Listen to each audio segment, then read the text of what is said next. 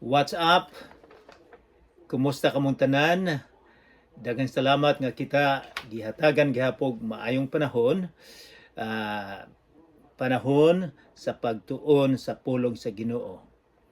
Pasalamat lang ko sa tanan nga mitabang sa atong Bible study karon. Nagapasalamat usab ako sa teknolohiya nga kita maka Bible study bisag ang distansya layo kayo.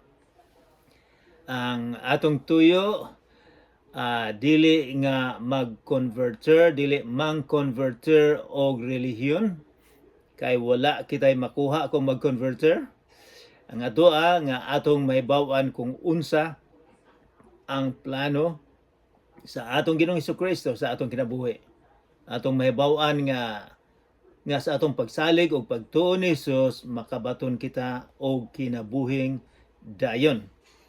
So, sa walay paglangay-langay, without further ado, atong ihatag ang tanan sa atong Ginoo.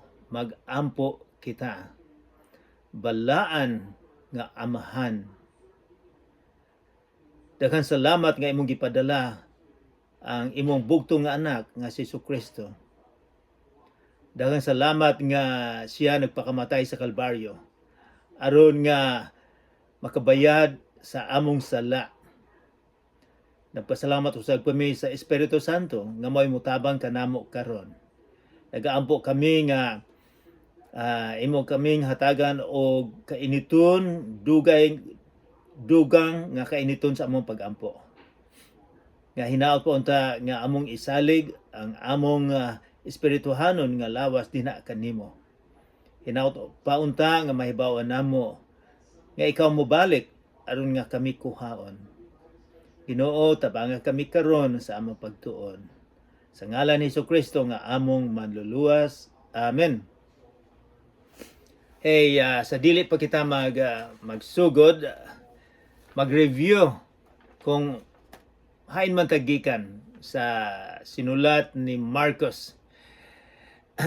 So sang semana, duha ka semana atong gitun-an ang Marcos Kapitulo 1. So guys, can you open sa inyong Biblia sa Marcos Kapitulo 1. But we are going to study sa Kapitulo 2 sa chapter 2. Pero just a review sa Kapitulo 1. Okay.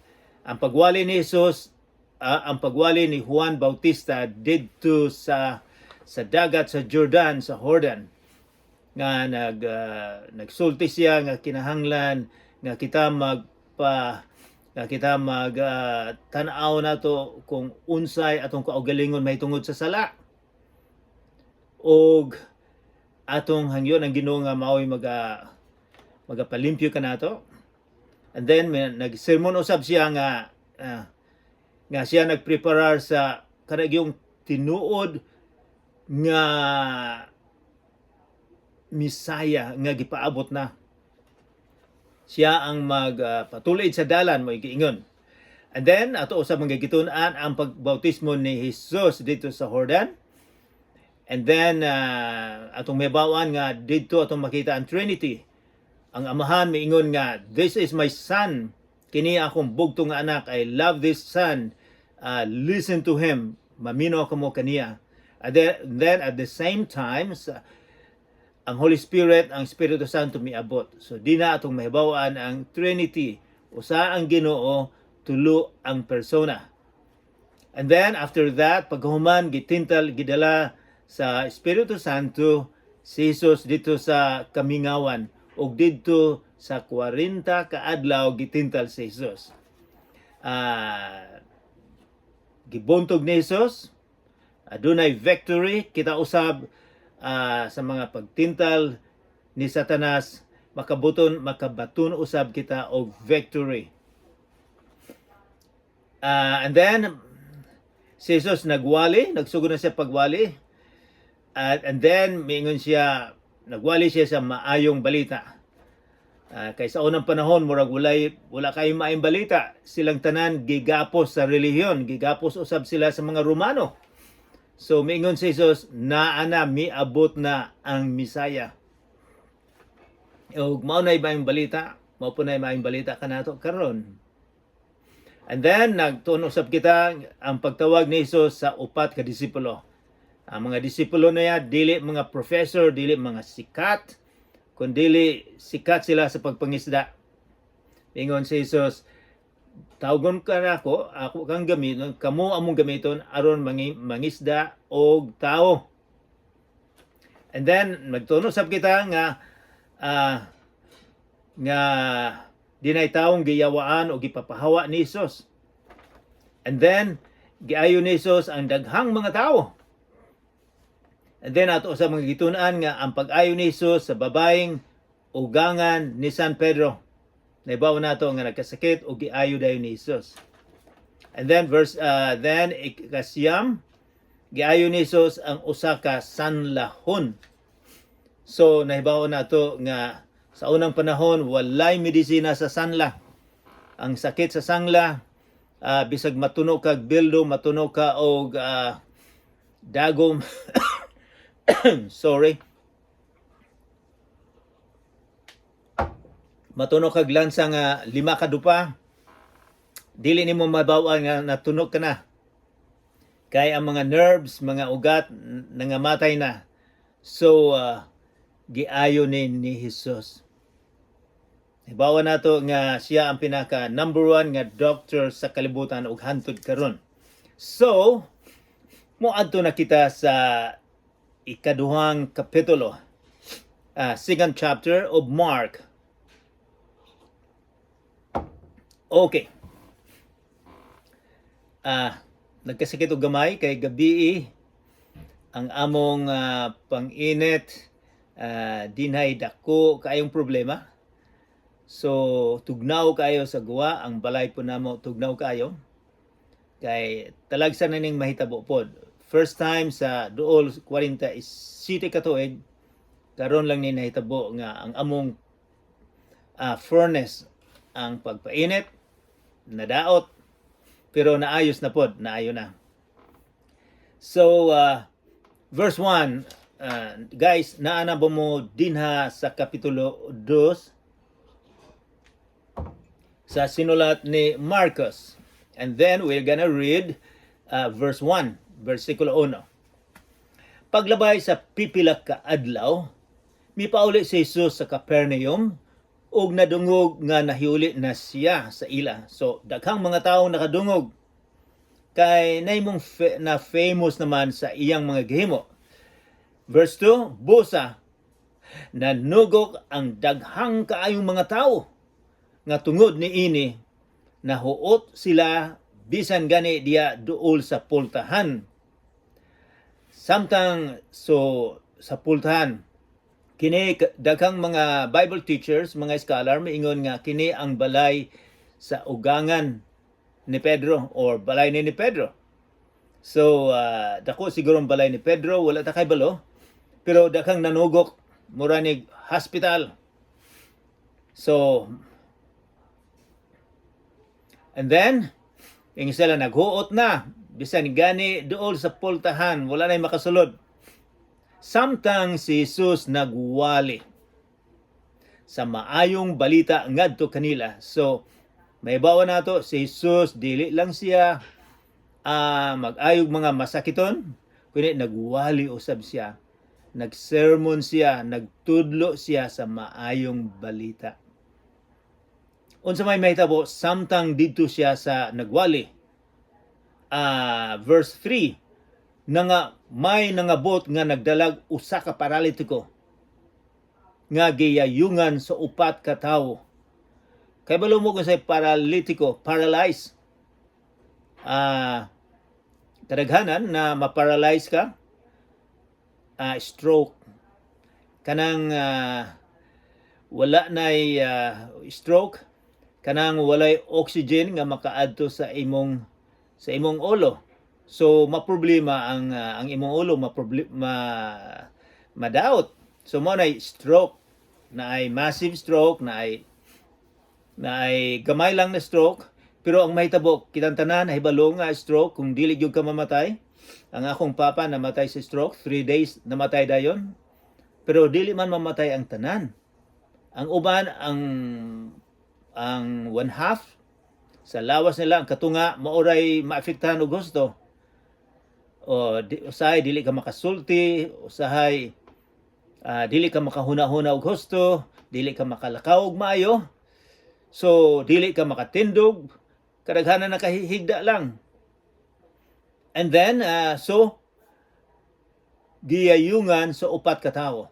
So siya giyayungan sa iyang amigo. Tan-aw nato kung unsang klase kining mga amigo ha. Para nga ikaw ka kung mahibulog, unsa magay tinuod nga amigo. So, giyayungan nila. Verse 4, tungod sa kadaghan sa mga tao, wala sila makaduol kang Hesus. Unsa may ilang himuon? Busa, giukab nila ang usa ka bahin sa atop. Tungod gayud ni Hesus, sa tungod gayud ni Hesus, og ilang gitunton ang paralitiko nga naghigda sa iyang higdaanan. Unsa man ni natabo? Unsa man ni mga amigo niining paralitiko? Mao ni usa kini sa mag-ilhanan nga tinuod gyud ning amigo. Nga bisan pag maulawan siguro sila, bisan pa nga ilang gubon ang atop, aron nga ilang matabangan, aron nga maayo ni Hesus. Ilag yung gihimo nilang tanan sa ilang amigo. Na ba mo'y amigong ingon ana? Nga mutabang yung husto? Na ako'y amigo dire, pare, sa Holy Family. Kauban ako sa tennis. Usahay kung makita niya nga daghang kayong snow sa akong driveway, sa akong parkinganan, sa akong sakyanan. Iyang mukuha siya pala o iyang palahon. So, mao ni amigo nga mutabang gyud. Bisag wala kay makuha, mutabang. Nagkasakit po akong asawa sa cancer. Ubang po na akong amigo magdalag sabaw, magdalag pagkaon. Uban akong pamilya muhatag pog pagkaon. So, usa na sa mga signal, sa sinyal, nga tinuod ba yung amigo mutabang. Tanawa ang katupad nimo karon o likod. Pangutana nimo, tinuod ba kang amigo? So, kanay amigo nga amigo lang kung nay makuha. Pero kung walay makuha, dili amigo. So, in definition, jutay lang yun ang tinuod nga amigo. Pero kining mga upat ka tawo, ilag yung gidala. Usay mangutana kita. Ang balay sa panahon ni Hesus dito sa Israel, dili pareha sa itong balay karon. Ang atop nila flat. Butangan nila kahoy sa atop o butangan nila sagbot sa itaas, and then mga sanga. Paghuman butangan nila og lapok og ilaning paggahion ang lapok mo na ilang atop. Kadaghanan sa ilaha didto walay ulan. So kung gabi dito sila manihapon, kung mag-imbitar sila silang amigo adto sa atop. So dali lang po ning matangtang. Apan imagine unsa man siguro feeling, unsa man siguro gibati samtang si Jesus nagtudlo, and then nadungog nila nga unsa man ay nahitabo sa atop. Ang mga bato siguro nga hulog na. Unsa man siguro pag mihunong ba siguro si Jesus ang sermon gilantaw? Ako usahay kadaghanan kung mopauli ko sa Pilipinas, imbitahon ako sa simbahan nga mo sermon, mo tudlo. And then usahay, dili tanan, pero usahay na yung mga samtang nagtudlo ka, nagsermon, mga bata mag-duet o hilak. Usay ang concentration nimo mawala, usay mawala na ko, hay naman kuron. Kay daghang kay tungod sa hilak, apan siguro si Jesus wala makuan. Dili makahatag og problema ang nahitabo sa atop. Unsa man siguro gibati usab sa mga tao nga daghan kaayo. Naminaw ba siguro sila ni Jesus o naglibog na sila unsa may nahitabo na ron. And then nabangag ang atop.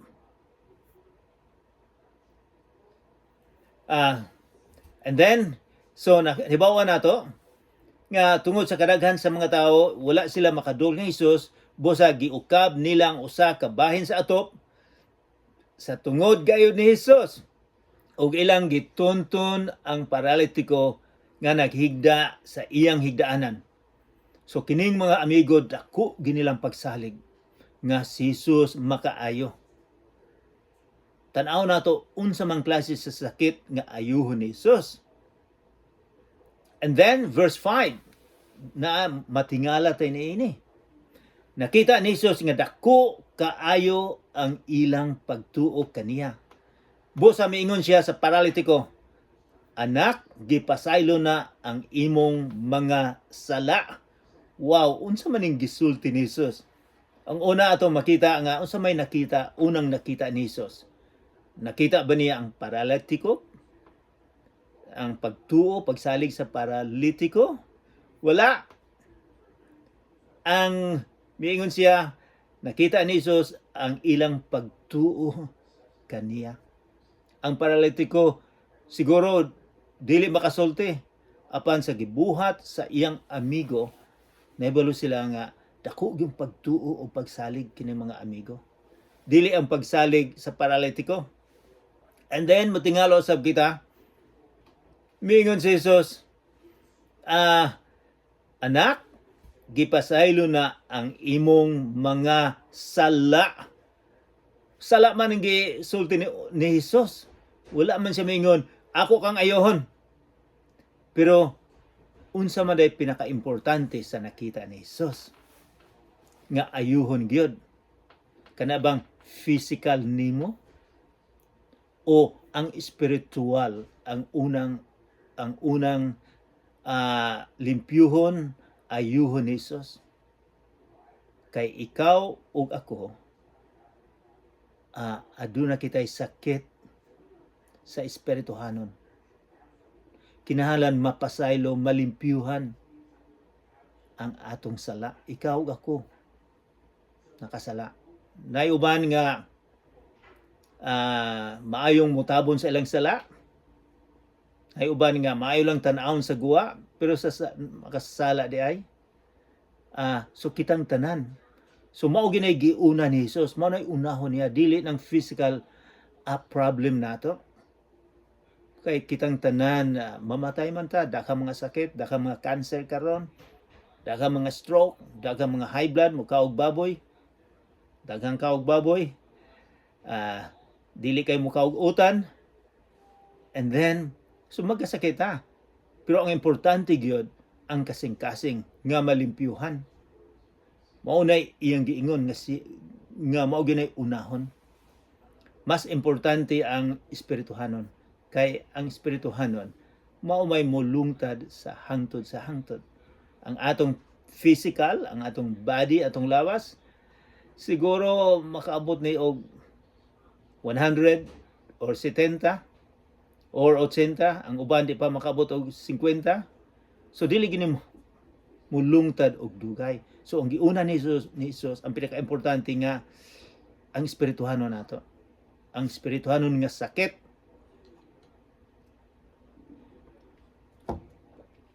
And then so gimingon si Jesus, gipasaylo na ang imong sala. Ay dako kaining problema. Kung ang mga Hudiyo nga mga relihiyoso nakadungog siya niini, dako kaining problema. Kang ilang pagtuo gyud ang amahan, ang Ginoo lang ang makapasaylo sa sala. Walay tawo nga makapasaylo sa sala. Mao ilang paglantaw ni Jesus. So, unsa may ilang reaction, unsa may ilang gibati. And then verse 6, may pipila ka mga magtutudlo sa balaod. Wow, naay mga magtutudlo sa balaod sa ilang panahon, naagay mga magtutudlo sa balaod nila. Bisag ang napulo ka sugo lang, sila nakahimo sila 633 laws mga balaod. So naay mga taong eksperto sa balaod nga gihimo-himo lang pud nila. Didto naminaw. Unsa may ilang reaction? Verse 7. Nalipay ba sila? Milokso ba sila sa kalipay? Or verse 7, miingon sila, nganong nangahas man na pulong nangahas siya sa pagpasipala sa Dios. Kanang pulong pagpasipala sa in English blasphemy nga imong gipasipalaan ang Ginoo. Nga dili ka Ginoo pero you claim to be God. Dili ka Ginoo pero miangkon ka nga ikaw Ginoo. Tungod kay nagpasaylo ka. Wala si Jesus maingon nga ako ang Ginoo. Pero ang action sa Ginoo iyang gihimo. So Ginoo siya. Iyang gihimo nga makapasaylo, walay tawo makapasaylo.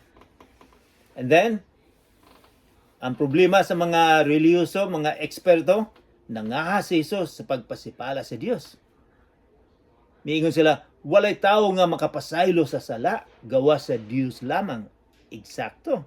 Sa Dios lamang makapasaylo sa sala. Kinsa man si Jesus?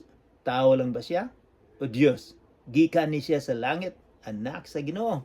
And then, so mao na observation nila, naay nalipay, nga naayo, ang paralitiko, di na po'y nasuko.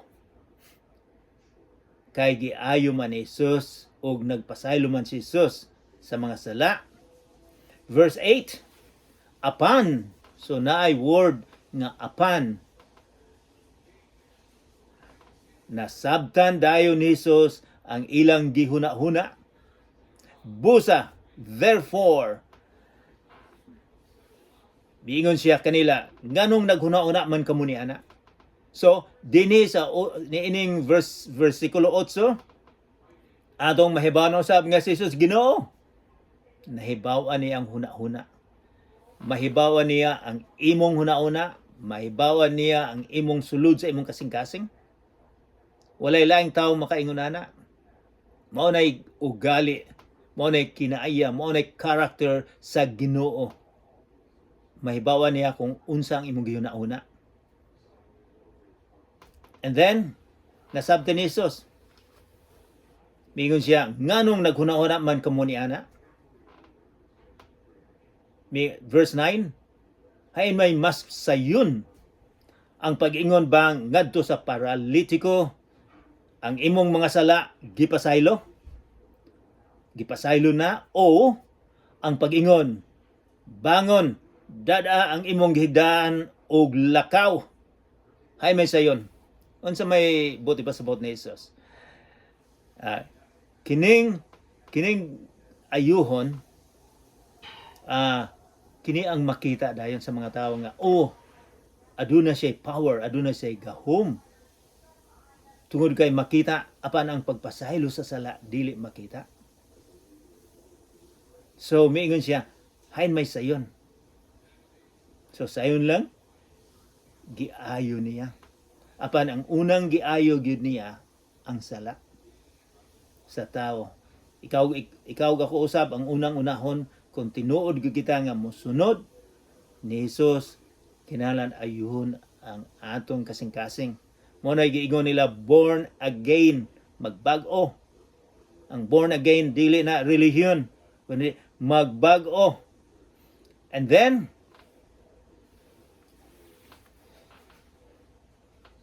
verse 10, karon ipaila ko kaninyo ang anak sa tao.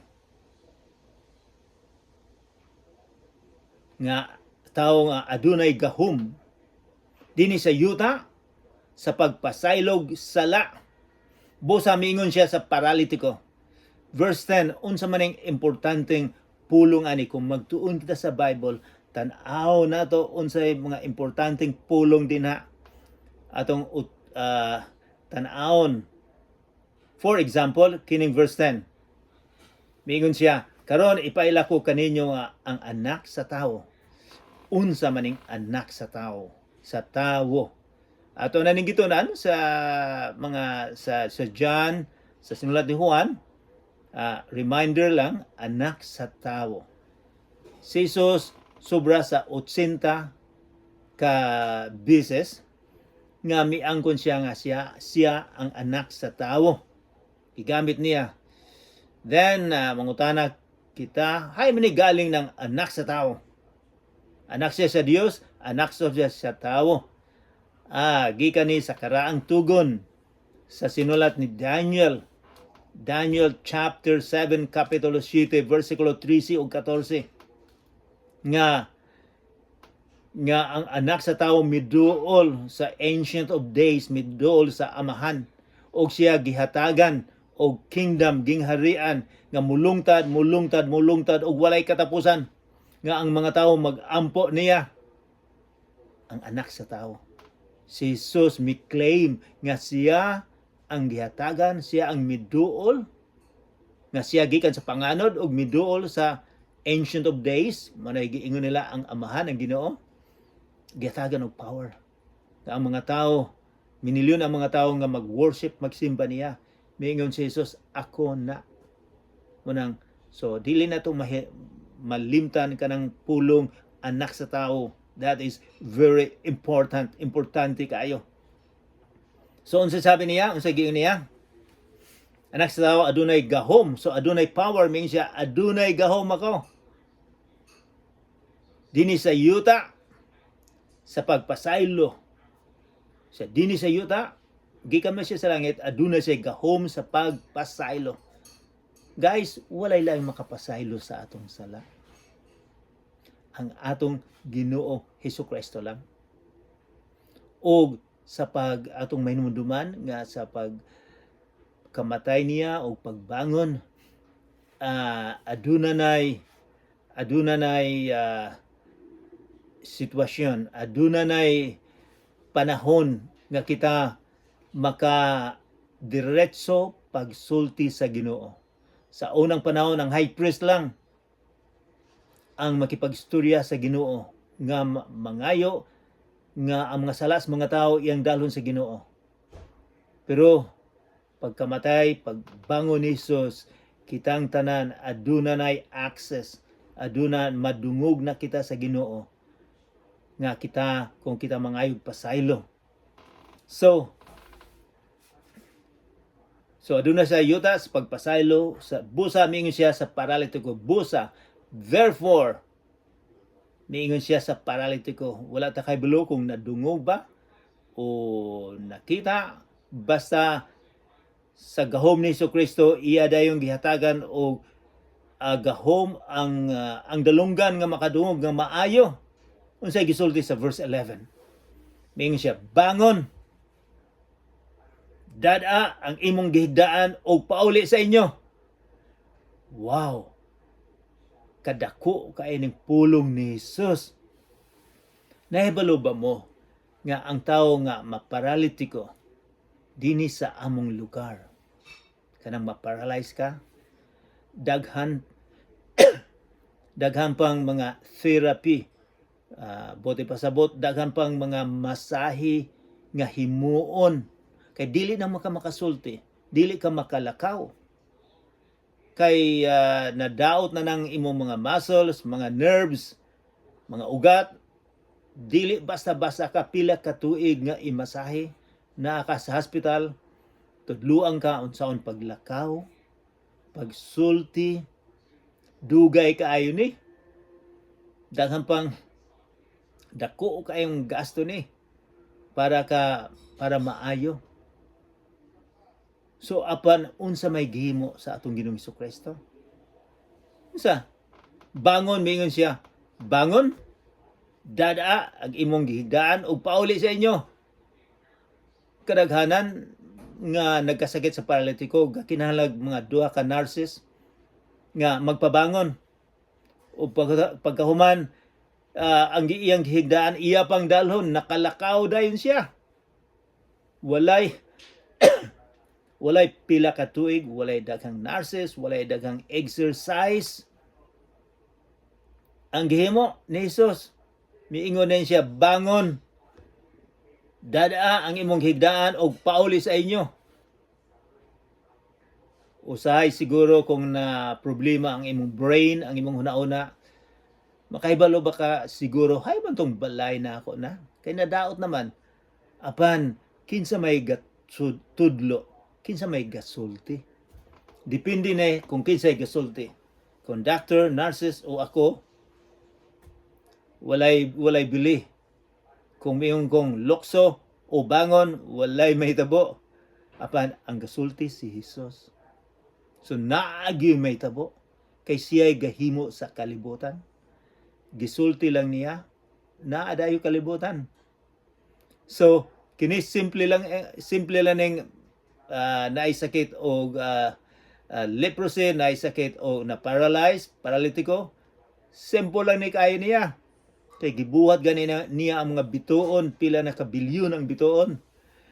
And then, kini siya adunay gahom. Nakita natong gahom ni Jesus. Verse 12. Unsay nahitabo? Samtang nagtanaw silang tanan. Silang tanan, dinagi ebidensya. And this is historical evidence. Daghang nakikita. Dili na istorya-istorya. Daghang nakikita. Kaysa pagsulat ni Marcos ni ini, daghang pang mga tao nga buhi. So kung nagsinunggaling si Marcos, makaingon silang, dili man na tinuod, apan dinhay daghang kay nakita, daghang pang buhi sa pagsulat na ining libro.